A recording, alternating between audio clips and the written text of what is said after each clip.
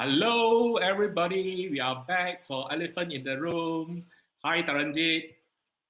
Hi, Moyan. Okay, let's go to the opening reel and we'll see you right soon.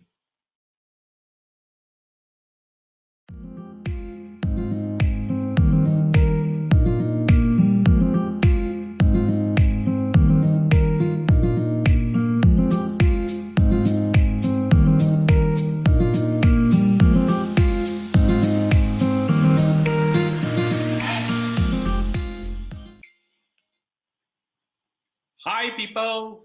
Welcome back with me, Taranjit, again in our show, Elephant in the Room.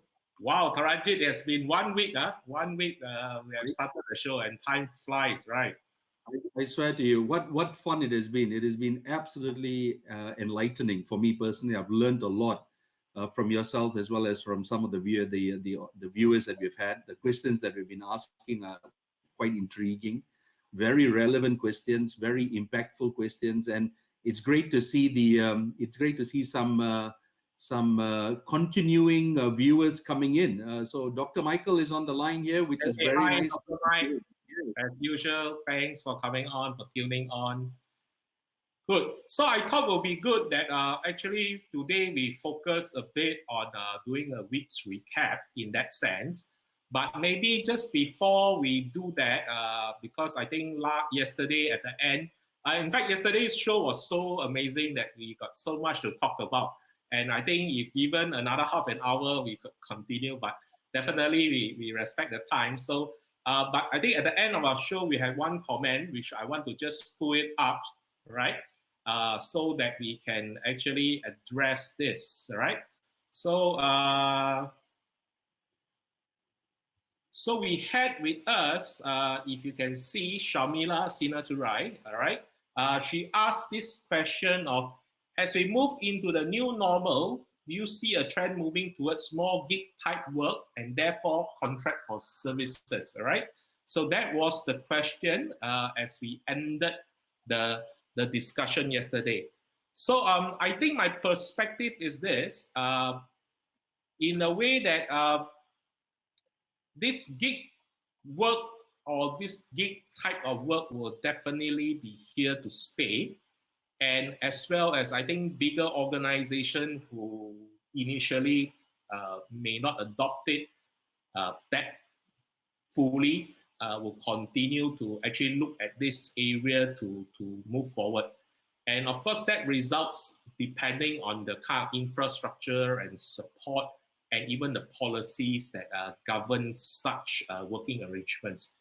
I feel that in a way, even especially, I think the younger generation would be definitely very geared towards working in this kind of arrangement. What do you think, Taranjit?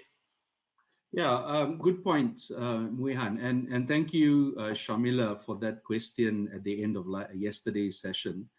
I think that this entails a little bit more thinking and thought. One is naturally the relationship and the requirements at work has changed. It is changing.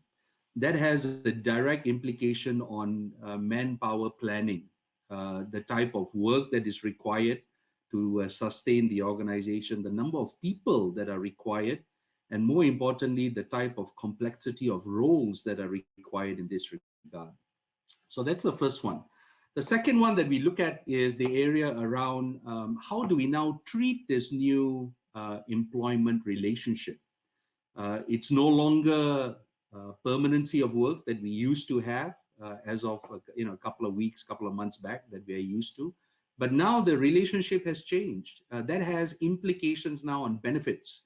And you've rightly pointed out, Muihan, the policies are now having to be re-looked at. How do we now treat individuals? What about overtime allowances? I mean, is there such thing? So sorry, we got cut off there. I'm back, but I'm waiting for Taranjit. But maybe I will just continue to talk about. I think the perspective is very much. Okay. I think I see Taranjit. See whether he's coming back on. Taranjit, you're back on. I am indeed. Sorry about that. So not only you, this time two of us were zoned out. So yeah, you can continue. Maybe I think you left off when we zoned out when you're talking about policy changes with gig economy. Yeah, go ahead. Yes. So policy changes is one. The other one is also around the area around accountability and responsibility for the work. So inevitably, if you're a permanent staff, there is a sense of intense accountability. I will get sacked if I don't do this, or my performance appraisal is due in about 3 months, and my midterm review is due. I will be taken to task, or I may not get the promotion that I'm looking at, or I may not get the increment that I'm looking at. But in this case, it's slightly different. The accountability is different, and the level of obligations that are required by the employer is also very different. So the mindset change needs to come into play. And as much as I would like to agree with Shamila to say that, yes, we are probably looking at more of this type of relationships, a freelance relationship or a gig-based relationship, but the infrastructure support from a human capital management needs to be revamped quite considerably. Nguyen? I totally agree with you. I think most of the current organization, while they have some consideration for this type of work arrangement, but basically, I think in their risk management structure per se, they will have taken account into roles and tasks that probably able to do this. Therefore, without compromising even their system and integrity, or even the processes, or even the data being shared and used in that sense. But I think in moving forward, if we want to involve a bigger population of the workforce, I think that is something most organizations may, like you rightly say, need to do a complete revamp, and as well as also to really look at, even the way to recruit. That becomes a very different ballgame altogether. So maybe So I think I would agree with that. so. I think Go ahead, maybe please. I think maybe we can maybe start the recap for the week, and maybe like to hear your thoughts. Go, man. Sure. So we've covered first week, 5 days. We've covered, in my mind, some considerable issues. We have started to touch on the various issues that are impacting us, the key elephant in the room, proverbially. So we talked about what's happening out there. We mentioned about the 3 firestorms, the one around healthcare, the one around the societal as well as economic, and that is coupled with the overall depressed approach that we are seeing from the surrounding nations as a whole. And that will have tremendous implications on the nature of our tourism, manufacturing, value-added stuff, and the likes. The other hot topic that we covered on would be agility, and that whole area around what drives an agile thought process within the organization. Kudos to Damari Petra for asking that question. He then went on with the additional question of, does it mean that we can continue with this level of agility and there's no more excuse? And if you remember, the whole thought process was, well, do we have the infrastructure ready to allow us to think in that fashion? And that's where Muihan came up with the whole notion around change management and effective change management. Muihan, would you like to add some thoughts to that? Oh, yes. Actually, my perspective in a lot of cases that the focus of agility is very much people driven. And I think that while we can say we want an agile organization, that is the condition that we set in. But in reality, even if you look at that perspective, not even during this type of situation, we can actually safely say many organizations have tried to push this agenda, and yet they will find that they are trying to forcefully put a focus that in the sense that I think the agile folks may agree with me that the name is agile, but actually when you start looking at the practices, it may not be so. So I would think that because of this perspective, is still the people that is very critical. So if we can start getting our people to be more comfortable into moving into different kind of environment, moving kind into different work arrangement, doing even different things to start with, that would be a very, very big jump because currently I think it's not easy even just to do simple things like rotation, you know. So that would be how I look at it.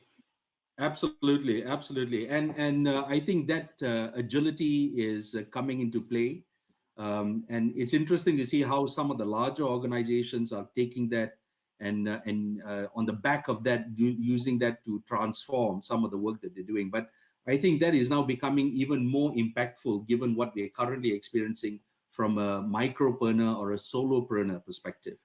Yeah. The other thing that also then came along was the area around agility, as well as how this now impacts us in the workplace, specifically from an employment law perspective. And that's where we ended up yesterday.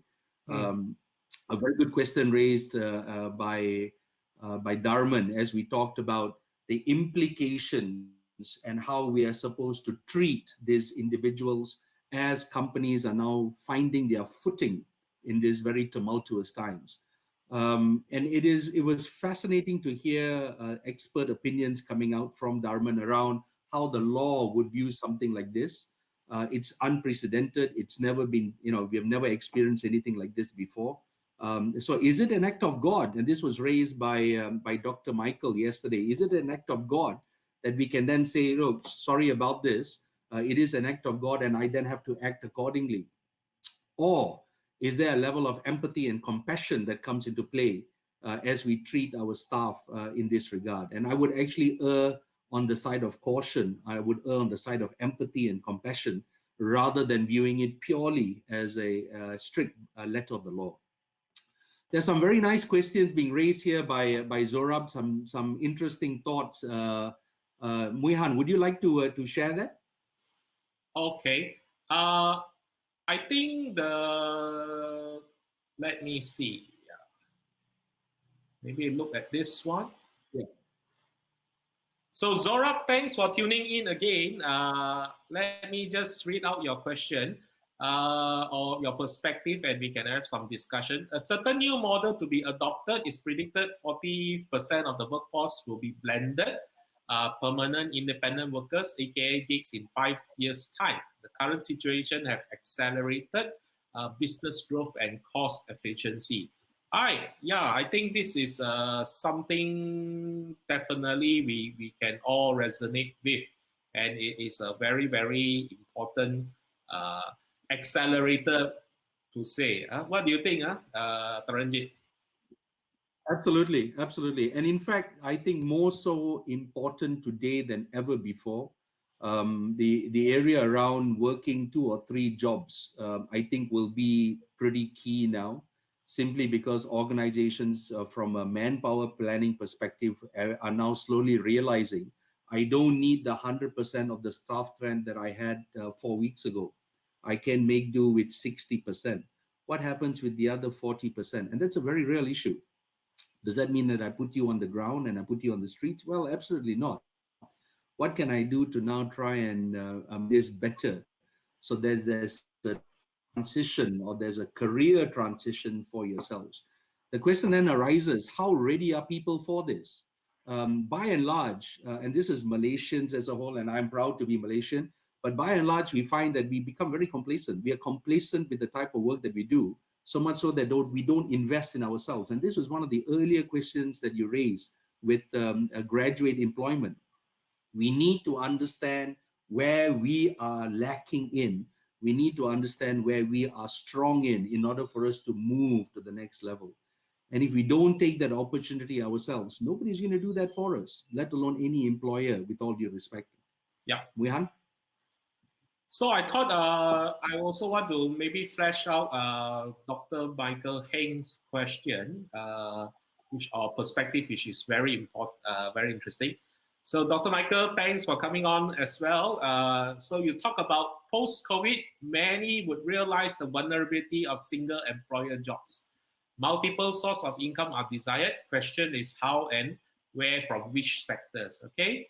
So I think this is some question that, or this is a discussion point that has always been raised, even at the height of, not say at the height, at the beginning of gig economy for the last 5 years. And I think when we first started to step onto gig economy, we have almost what we say a blended approach as well, for at least for the employees. I don't think many people decided to do a pure gig economy or pure gig job that without having a permanent job. So I think the question that arose at that time, this was at least 3 to 5 years ago, but now probably it makes more sense, and as well as we may want to further debate about this. What happens to governance of employment then? Because most structured employee contract, to say, or employment offer dictates that very particularly you should not be undertaking another profession outside of the profession, or explicitly mentioned in that sense.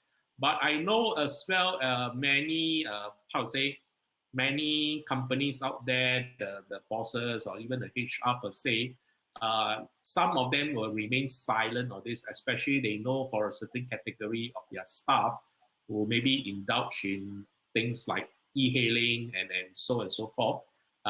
That to them doesn't seem to have a direct competition to the business at hand, as long as their job is not being interfered or the quality don't suffer.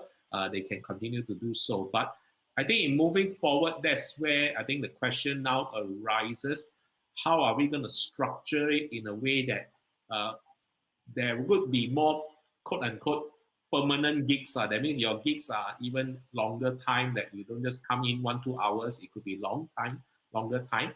And also I think the whole idea of a virtual working. So there's another perspective I want to throw in because of the current situation, and indeed moving forward, because we realized over the last 6 weeks this is possible. So can we start doing gig work remotely and wire virtually in that sense? Okay. So maybe just to hear your thoughts first, Taranjit, before I share something interesting that I experienced this morning. Sure, absolutely. So you're right, and I think there's a level of obligation on the part of the employer, and I use that term very, very emphatically, to be very clear about what and how far can this relationship be pushed before it impacts the nature of the work, as well as the fundamental nature of that relationship between the employee and the employer. So that level of clarity needs to be there, very much so. And I'll put a stake here. We are still, human capital as a whole is still very much a dated, not all, but most of us are a dated bunch of individuals, simply because it worked yesterday and therefore it must work today. And you know what? Let's keep it at that, because it's difficult for us to change. My situation or my thought is, this is the time for us to change. Now, if this is not the right time to change, when will be the time? So I'm very emphatic in this. And the lead has to be coming out from the CHRO as a whole. The lead must be coming out from the chief talent officer, the chief people officer, to want to do the right thing for the organization and for the employee. And if it means that we are now talking about an opportunity to say, well, it's not a longer term, it could be a 3-day week, could be a 2-day week. And you know what? As long as you don't go out there and conflict yourself by working in a competitor, go ahead. But I expect full declaration from you in order for us to ensure that there is this understanding in terms of where you are going to and where you are taking my information to. So you've raised a good point, Wihan. The current employment contract does not allow for that. What can we now do to try and make sure we provide that? Sorry, go ahead, Nguyen. challenging for at least, culture-wise in that sense. Because, at the end of the day, whether you want to call it the Malaysian bosses or the Asian bosses, the moment you go and self-declare that you are working on something else, he or she tends to be jittery in a sense to say, so are you focusing on the work that I've given you, and so on and so forth.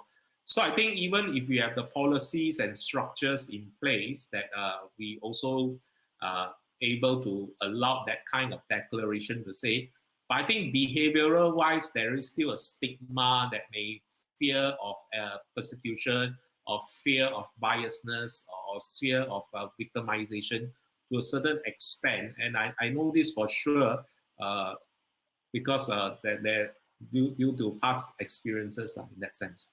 Right. Yeah. So I was thinking of looking at another one. Maybe, okay, we have Zorab again. All right. So the question to trigger the change and mindset adoption companies towards adopting independent workers, be it of short-term permits, why wouldn't want the Avengers to make things work for you at a fraction of your operational costs? What do you think, sir? That's a really good question, and I think therein lies the dichotomy, right? Therein lies the issue about control. The moment I now have, and this is to your point around, am I losing control of the end game here? Am I losing control of the staff? And my point of view is, look, it's not about control, it's about outcomes. I really don't care, and this is my view, I really don't care when and where you do it. I will give you the necessary support as an organization. I will give you the level of safety net to make sure that we are able to do this in the way that's required. But at the end of the day, I'm expecting outcomes. And I think it's an evolution that organizations need to go through. I'll be very keen to hear Dr. Michael Heng and his thoughts from a Singaporean view when we do have him online one of these days. Is there a significant difference in what's happening here in Singapore? Because we do see Singapore as a clear benchmark for us to look up to. So that's my view, Nguyen. So I wanted to share this this observation or this experience I had this morning. So it happened a few days ago. I was actually contacted via LinkedIn because of my work in the universities. So this particular individual from one of the big FMCG multinationals, I shall not name which one, but nevertheless reached out to me to say that they are actually looking on how to sustain this working from home arrangement, or either by choice or by design in that sense, because even they are present all over Asia, and they have a big operations in China. And currently in China, although the lockdown has been lifted, but the recovery is still very slow in that sense. So in their office itself, post-lockdown period, they only allowed 30% of the workforce to come back. And they have to take turns to actually come back in that sense. And people are still on a working from home arrangement in that sense. So one of the things that they realized is they found that also it's not so easy for their staff to actually work from home, because there's a lot of other commitments and distractions, especially those with younger children. I think you and I can attest to that. So they created a very, very interesting idea and model that they redeploy the manpower they have for the functions that were severely held back because of the lockdown. The capacity they had were actually utilized to help those who are additional capacity. So for instance, they are FMCG, they have an e-commerce arm. So suddenly the e-commerce people are overwhelmed because of the kind of business volume that they need to do. So to help the e-commerce people out, they actually redeploy those other functions that needed to work. Maybe I think it was activation teams that went to go. Because they have free slots, they actually offer what they call virtual nannies to this group of people's children in that sense.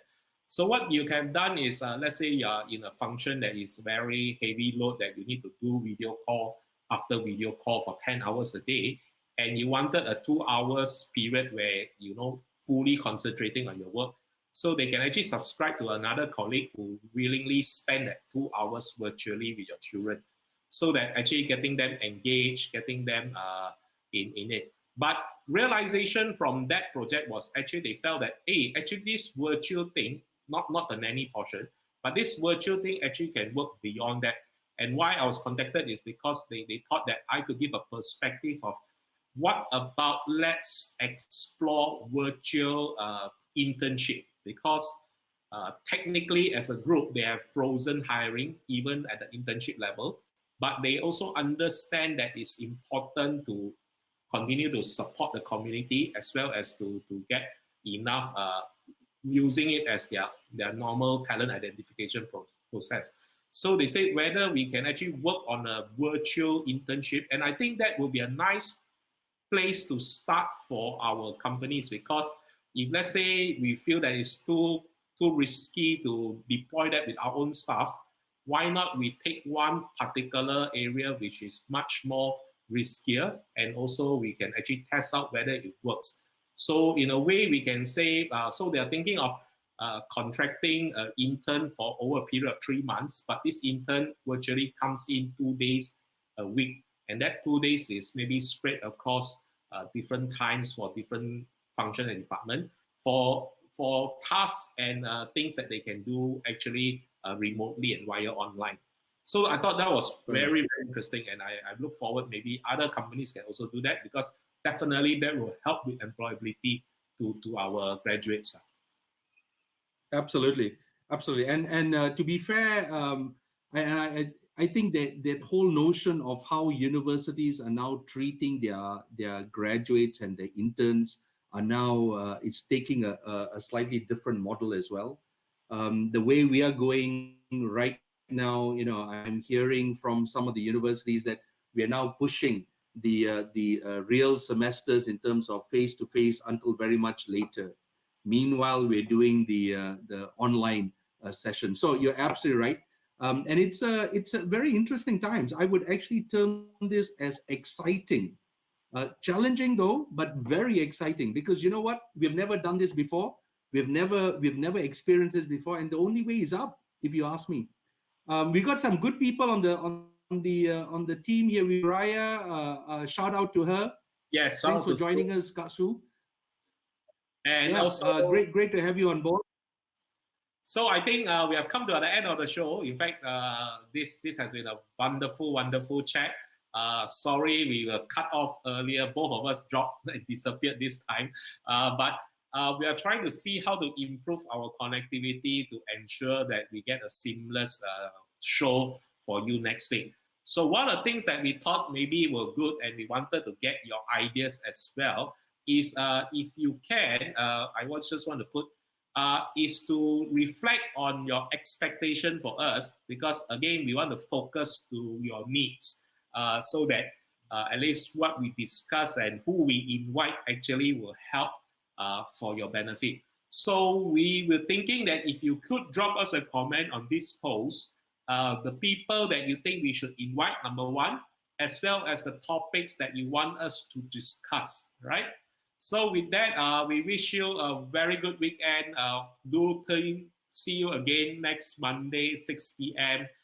You have not subscribed to our YouTube channel, please do so. Look forward again, and thank you very much. Stay safe. Thanks, guys. Bye.